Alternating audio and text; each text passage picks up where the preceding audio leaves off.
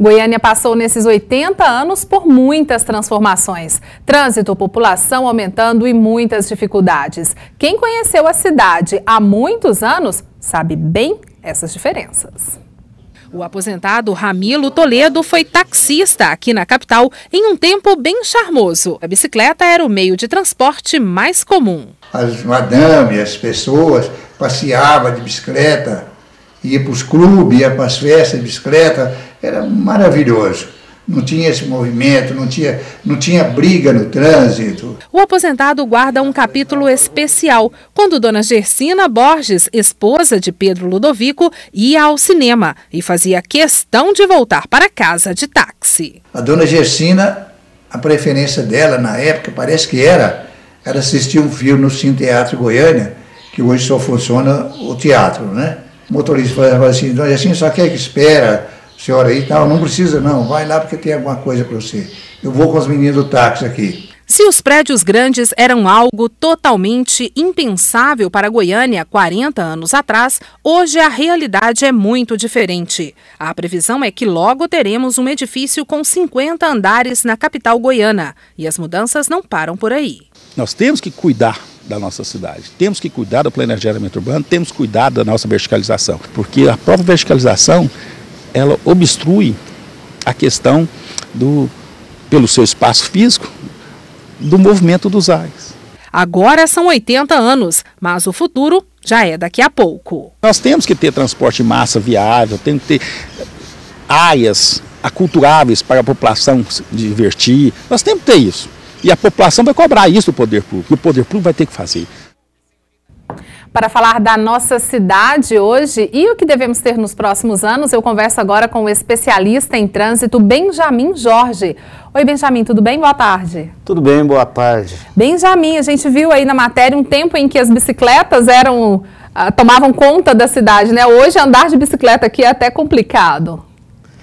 É verdade, é complicado mesmo porque a estrutura da cidade não é compatível com esse modal de transportes, né? Goiânia não foi planejada para dar fluidez a quem anda de bicicleta, né? Quer dizer, falta para nós aí ciclovias e ciclofaixas que já existem nos países desenvolvidos para poder melhorar a condição da mobilidade na cidade, do transporte na cidade. O que pode melhorar, né? Cada ano que passa a gente vê a cidade crescendo mais e mais veículos também entrando em circulação.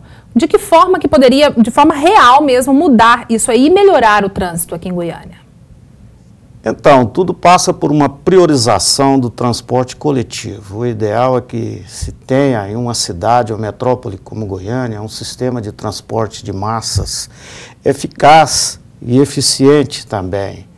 Que as pessoas possam utilizar esse sistema e migrar do transporte individual, do automóvel, para o transporte coletivo. Dessa forma, melhora-se a qualidade de vida na cidade. Bom, Benjamin, você que é especialista em trânsito, por que é tão difícil o poder público entender e fazer as mudanças necessárias em relação ao transporte público? O que acontece?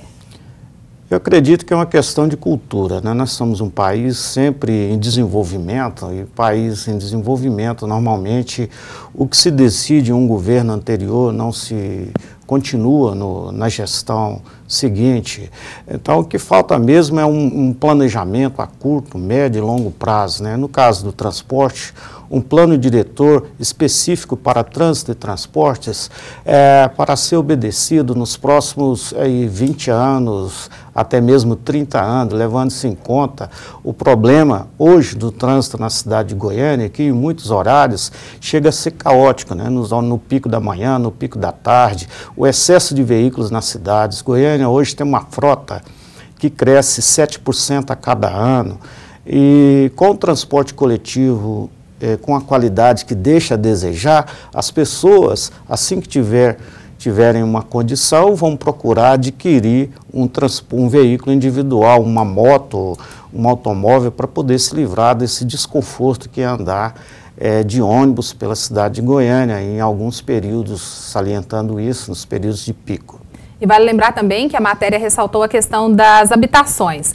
E aí a gente vai ter até prédios de 50 andares. E para cada andar desse, com o crescimento da economia, tem as pessoas que cada uma quer ter o seu próprio carro. Isso ainda vai ficar ainda pior.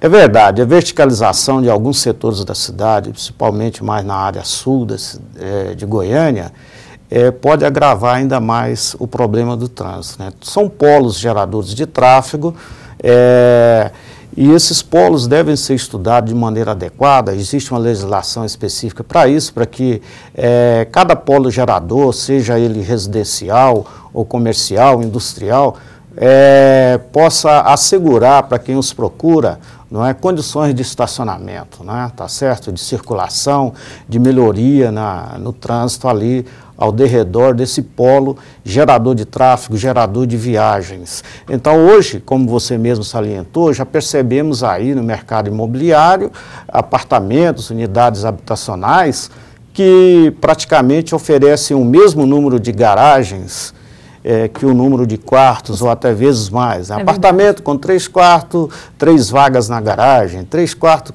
4 vagas na garagem. Quer dizer, tudo isso salienta essa tendência de Goiânia de ter cada vez uma frota crescente de veículos. E para reduzir a circulação de veículos pelas principais vias da cidade, pelo centro, por exemplo, o ideal é se priorizar o transporte coletivo, implantar o mais rápido possível um sistema de transporte de massa, um VLT, um metrô, não é, para que as pessoas possam deixar os automóveis em casa e utilizar o sistema de transporte público, transporte coletivo, que, convém salientar, consome menos área de ruas do que o transporte individual, o automóvel. Na sua visão, Benjamin, as coisas podem piorar ou não? De repente o poder público vai assustar aí e tentar resolver essa situação?